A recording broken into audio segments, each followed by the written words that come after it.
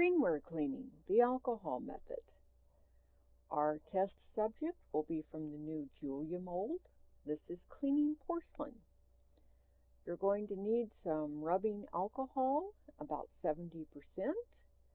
Nice to have are ball styluses. These are fingernail dotting tools in the painting supplies.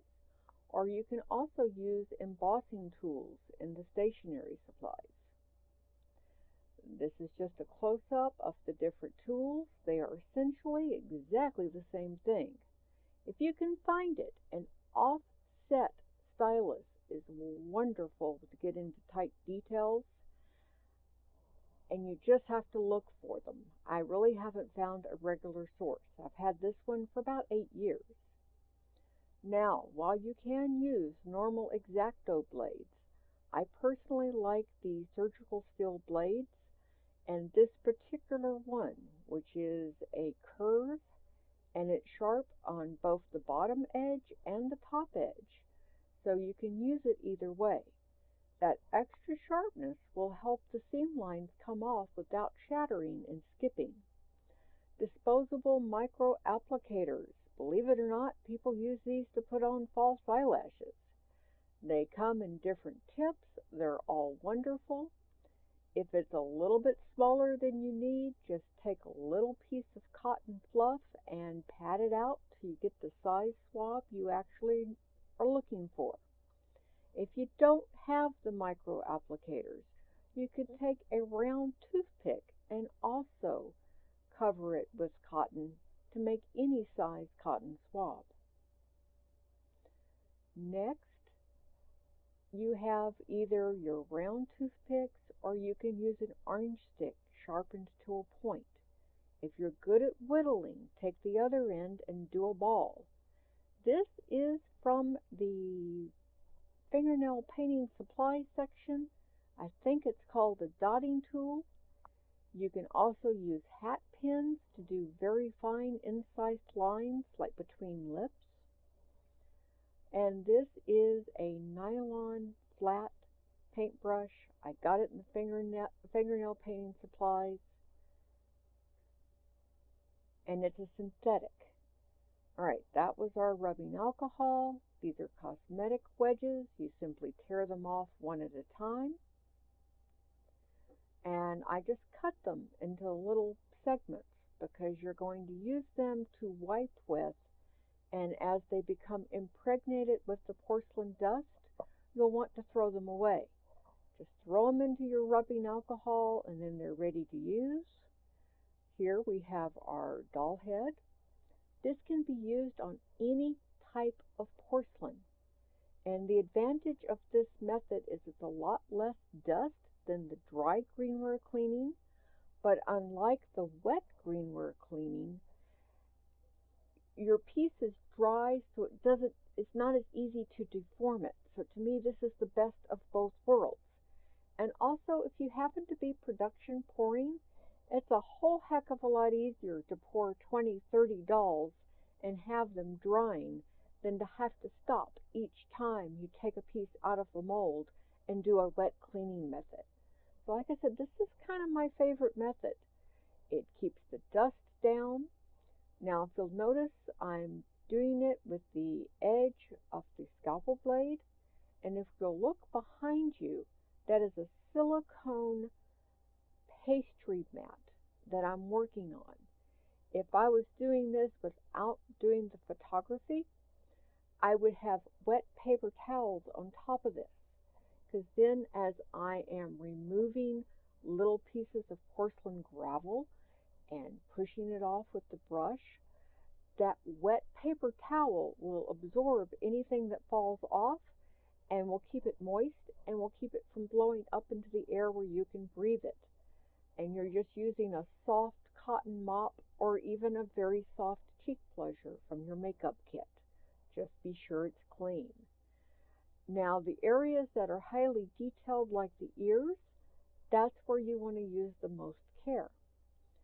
And you're just using the side to scrape. Now, I don't know if you can tell from this photo, the camera is not that wild about taking detailed shots of greenware. Just something about that color doesn't resonate with its focusing capabilities. But as it comes from the mold, the plus of the new molds is you will have more detail in the ear as you remove it from the mold. The caveat on that detail is in order to get it, you have to lift the back of the mold off first and let the head set for like another, say 5 minutes, because that extra shrinking is going to allow you to get the piece out without deforming the ears as they come out. I tried to do the maximum amount of detail that I could in a 2-part mold. Now these are just plain regular cotton swabs. You want to dip the ends in the rubbing alcohol, and you're going to use those to smooth out the arms. Now, some of you who've made these molds before know that if you're either using half arms or you're using the full length arms, it's not like it has a segment that goes up and into to make a firm fit. The reason I try to make these holes on the large size is not so the arm itself can fit into it, but as you're costuming the doll, it helps to be able to have somewhere to put the excess fabric and tuck it in. Now I'm cleaning the bottom of the torso. You're using your scalpel in a sideways thing, and as you notice, the nice thing about the rubbing alcohol is it softens it just enough so that you can scrape it without it wanting to shatter and crack. Now I'm taking one of those pieces of cosmetic sponge and I folded it up and I'm dabbing along inside the inside. I'm trying to make it smooth.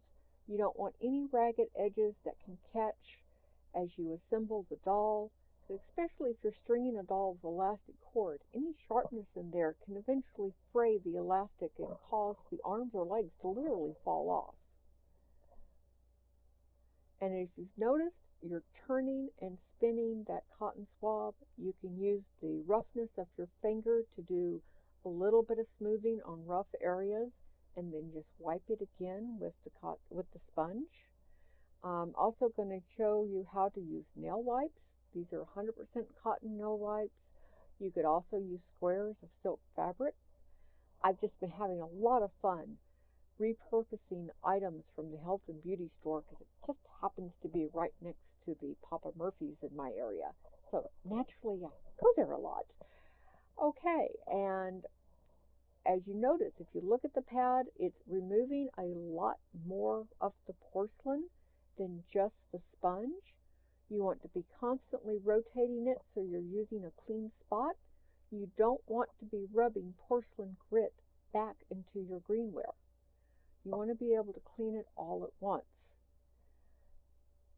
And if you notice, this is relatively dust-free. This is the largest plus. Moving up to a higher concentrated degree of alcohol, because you can get it in 91, and from the pharmacy you can even get it in 100%, actually does not work better. The 70% is the one you want to go with. And you're just trying to smooth the whole surface. Now for very small, tight areas, use that paintbrush. But if you notice, I'm using the side of the paintbrush rather than the tip, and you're using it in a slightly round motion as just a very micro sandpaper. Use your detail tools to deepen the detail in the ear. Yes, the ears look nice enough that you could just clean the seam line and go, but especially if you're going to be doing a wig that will showcase those ears, it just adds so much to the doll if you'll take the time to deepen the detail in the ears. Now, if you're going to be doing a wig style that the ears are going to be covered, personally I wouldn't bother, because this is an extra step. It probably takes longer than any other cleaning of the doll heads. And speaking of time, how much do you need to plan to be doing a really good job of cleaning that doll head? I use at least 15 minutes and frequently 30 minutes to get the heads exactly the way I want them. It's almost impossible to pour a porcelain head so it has absolutely no imperfections. So you do plan that you're going to be cleaning dwell lines on occasions. You might have an air bubble that you need to repair.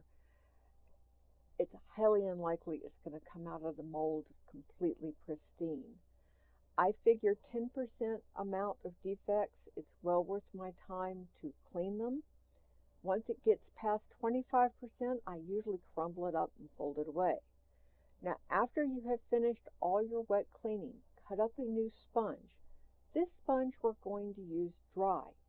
And because of the nature of the sponge, even though you're using it dry, that powder that you're getting off the top of the doll gets absorbed in the sponge. Just keep turning your sponge to a new clean area, and as you use them, throw them away. You're not going to try to keep them. You're not going to try to reuse them. But this final dusting with your brush will get off the smallest trace of mounts. And the smoother your porcelain going into the kiln, the smoother it will be out of the kiln. I hope you guys enjoyed this. I've been meaning to do it for a long time, and that's the alcohol method. See you next time. Bye-bye.